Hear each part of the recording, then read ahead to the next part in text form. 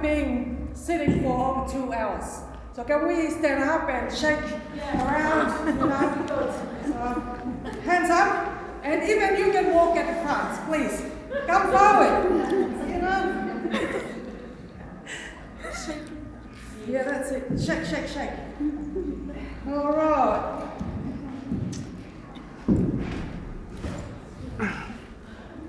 Hey, Brother Rory, Tevita, Mr. PLO, if you are out there, could you please make your way to the auditorium, please, to give me a hand? Thank you.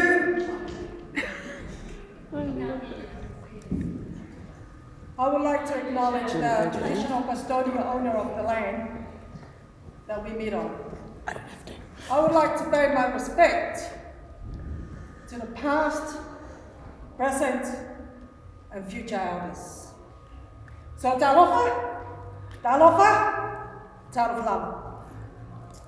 I'd like to thank you to Ms. Nikki for the opportunity to come and talk about the experience of the co-community ladies here in Australia in relation to domestic and family violence and the impact on them. So I'm going to take my jacket because I'm getting hot. You know, when we talk about this topic, it's a very sensitive topic when it comes to this type of skin, this type of culture.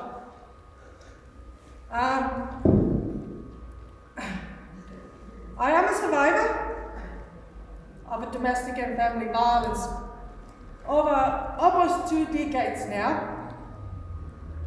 But before I go to my story and my experience, may I ask to put your hand up if you ever seen any Pacific Islander ladies walk into your service? Should we put our hands on? 1, 2, you come from the same organisation, aren't you? Own circle, come from the same organisation. So that's 4. How many organisations, mainstream organisations, that here in this room? Many. No mainstream organisation? Oh yeah, I'm not mainstream organisation. But we do most of our own stuff, so I can't tell you the stats. All right. Okay. There is a huge barriers in mainstream organisations, and ask the co-community ladies. We can't even report physical and sexual abuse. Why? When it's come to us from culturally and linguistically diverse background, trust is a huge thing to us. There's a big gap, if you ask me. When I was in a women's refuge, there were all white people, all white workers, no disrespect. But here I am. I am a black girl walking to the mainstream organisation. Some of the workers I didn't trust, except one.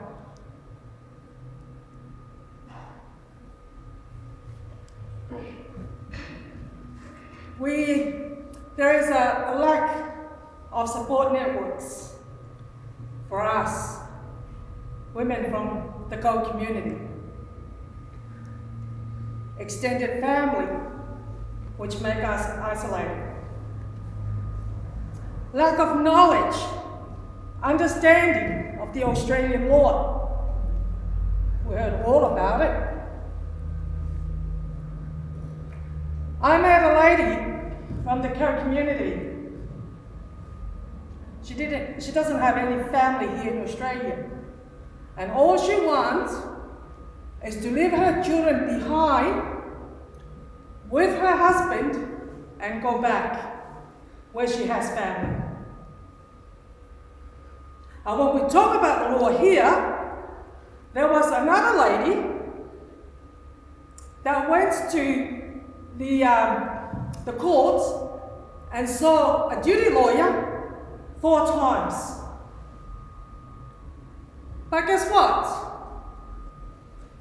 She didn't understand. She didn't have a clue what the lawyer was talking about. Why is that? Because all these lawyers in front here, they throw the law. We come from different laws. We don't know about your laws. We want you to educate us. We want you to talk to us in a simple language that we understand about it. Intimidation. Our ladies do not understand that word. What does that mean? Controlling. They didn't realize that financial is about controlling. What they wear is about controlling. They don't know. They have no clue. Which is just make big gaps and barriers between you as a service deliverer and myself from a different culture.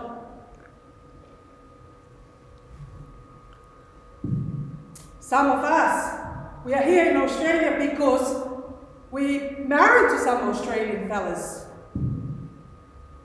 We're on temporary visa or spouse visas. We are fearful of taking the risks of losing our chances to gain Australians' entitlements.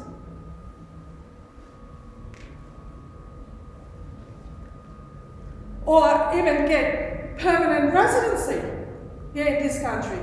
We don't know whether when we come to you as a mainstream organisation, can we trust you? Can we put our trust? Because we are risking our life putting into your service.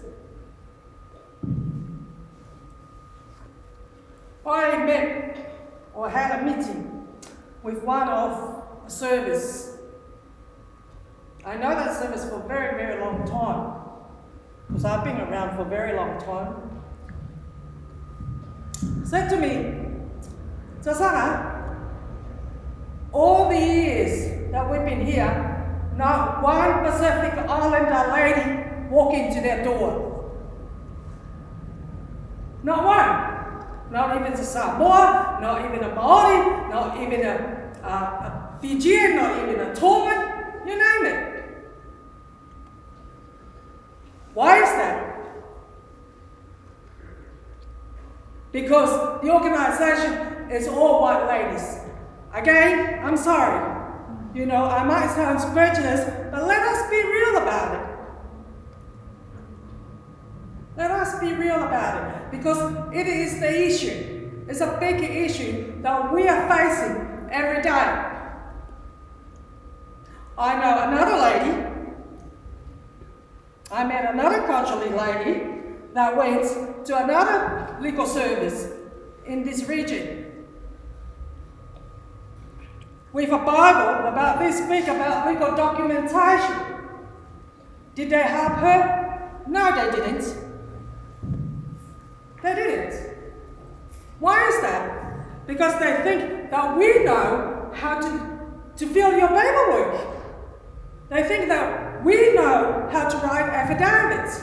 We didn't go to law school. We didn't educate it here. Some of us, we have literacy and numeracy problem. The language barriers between ourselves and you as a service delivery. We're fearful of the confidentiality that might escalate it out in the community. We're fearful of using interpretation because we are concerned about the confidentiality.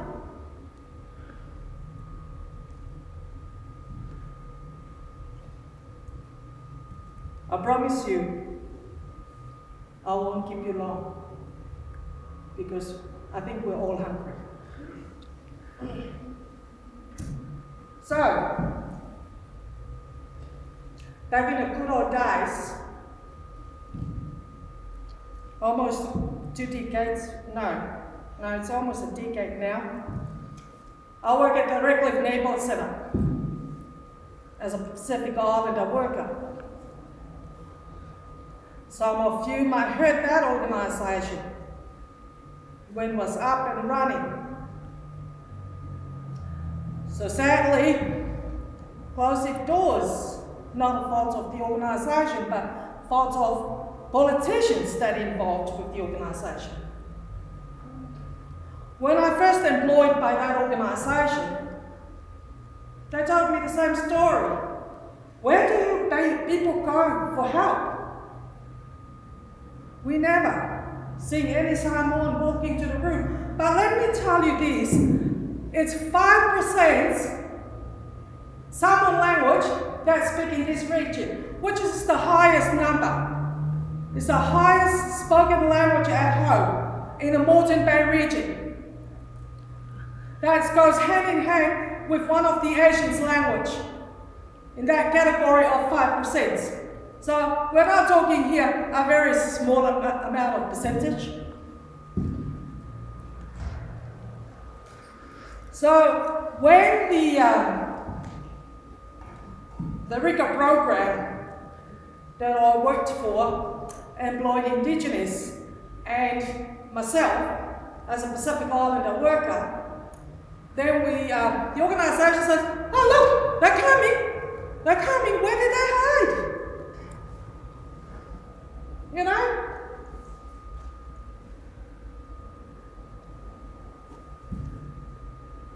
I can see that this room is full of academics, which is a good thing.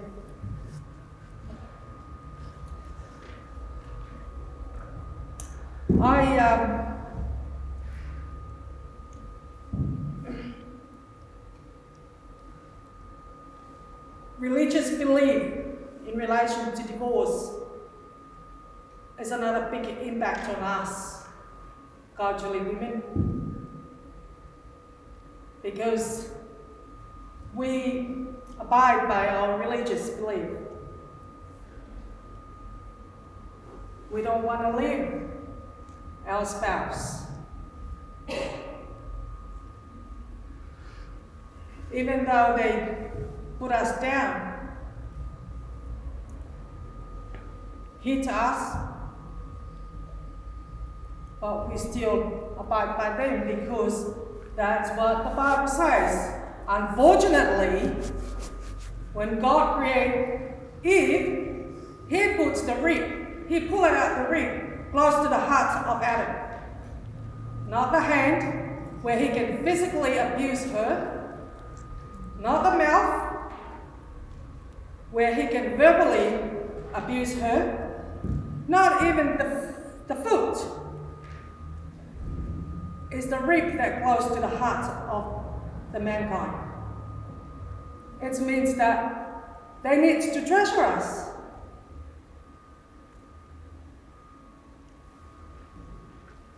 I have a colleague here, not just a colleague, but he's also a brother.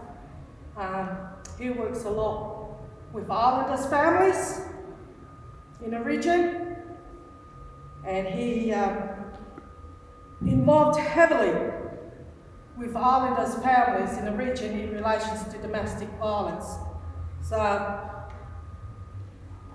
I'm going to invite him to come up and share his experience, because he's a police liaison officer for the QPS. Sumaila Suma!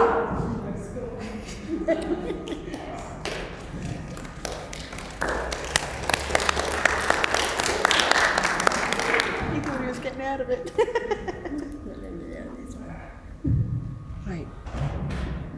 I will wrap it up. Does Robert mind for film? Hi, I'll introduce myself. My name is Rara Tonga Tevita. Other people call me Rara. My experience in years in this job, 38 years in the law enforcement field. Years in the New Zealand Police as a sworn officer, and years in the QPS. I dealt with domestic violence way back before it was even recognised as. In those days, we used to call it, it's just another domestic. When the police weren't interested, we try and fold it off to the next crew because it's very, very time consuming, very time consuming. And in those days, there weren't any services available for the grieved or the respondents. So we would lock up the husband. And then by the time we get to the station, the wife was already there to bail him out and take him back home. So it became a repetitive thing. And then we established that most of these women that don't want to lead a relationship, we sort of discovered it ourselves and called it the battered women syndrome in those days. Don't know what they call it now. Come back to the future here. I deal with a lot of domestic violence, both European and Pacific Islanders. I don't distinguish which one. If they come because they need help, will happen. And the example in regards to Pacific Island relationship, if you're dealing with, especially the women, you've got to really understand their culture before you get anywhere.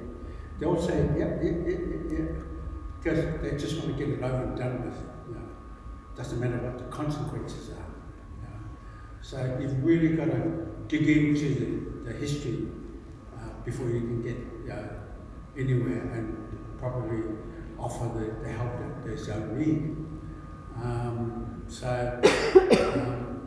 And that's the reason why some Pacific Island women don't bother about the system. They're just because, like I say, no one seems to understand them. Sometimes, even though I'm based here in Reykjavik, I get calls from Pacific Islanders out of this district because they've gone to the police station and they've been treated like it's just a normal DV in regards to Caucasian population. So they're not getting the right help or the right avenues for them to go. So they find, is there someone officer around? And then I get a call here, and then I go out of my area to help them. And that's the problem. Always is lack of understanding of the cultural values behind each family. So you need to really dig into it. Because, here's an example. Because the culture is very strong, they agree, talk about the female lady, wants to separate from the husband. Now, that's all very well, but her family will side with the respondent, the husband. In fact, they would criticise the wife for being a bad woman. So, and also gives more ammunition for the husband to stand on his feet, and establish his authority, whether it be financially or whatever. Right? So you've got to get through that barrier to be able to help the lady concerned. So if you've got any questions, please fire out and I'll get her to answer it for you. Thanks, brother. All right, so that is the barriers here, that we're facing here. Some of us, the ladies from, the Gold community, body's here, but the mind and the heart is still back home. I'm one of those, So, I do value the experience in DV because it's turned my life around. I re-educated myself.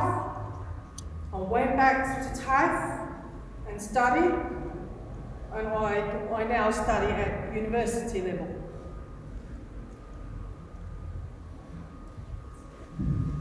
if I put that hat as Tauranga without any string attached and put the NBRCLS hats on. For those who do not know NBRCLS, it's Moreton Bay Regional Community Legal Service. We're based in Caboolture, number 9 George Street, behind the Caboolture Neighbourhood Centre, Monday to Friday. We also have other locations. Monday in Caboolture is a walk-in service from 3 o'clock to 7 o'clock in the night. Deception Bay on Tuesday from 3 o'clock to 6 o'clock. And here, this very venue, on Thursday from 3 o'clock to 5:30 p.m.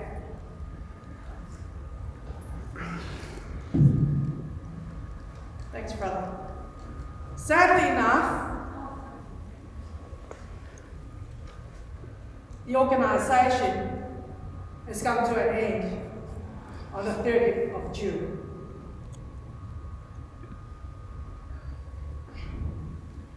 I mean no disrespect to Palaszczuk's government whatsoever.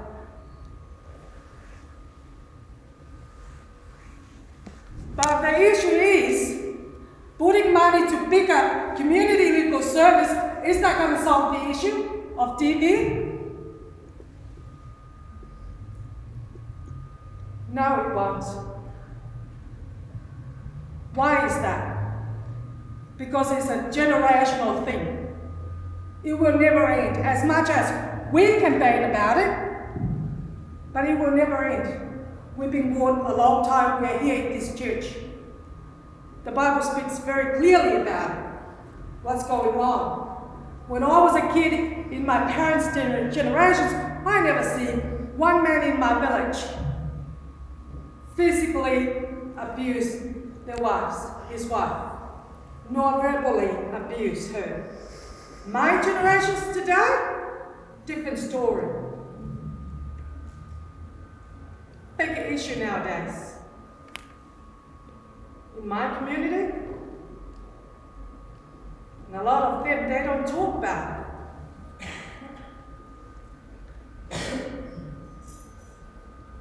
As I said before, you're all academic in this room. The question is, what are you going to do about this information? You know, because once again, we, as culturally people, is putting further vulnerability by government.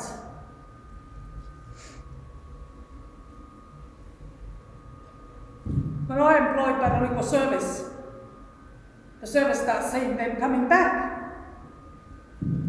And now, from the 30th of June onwards, they start, won't be around anymore.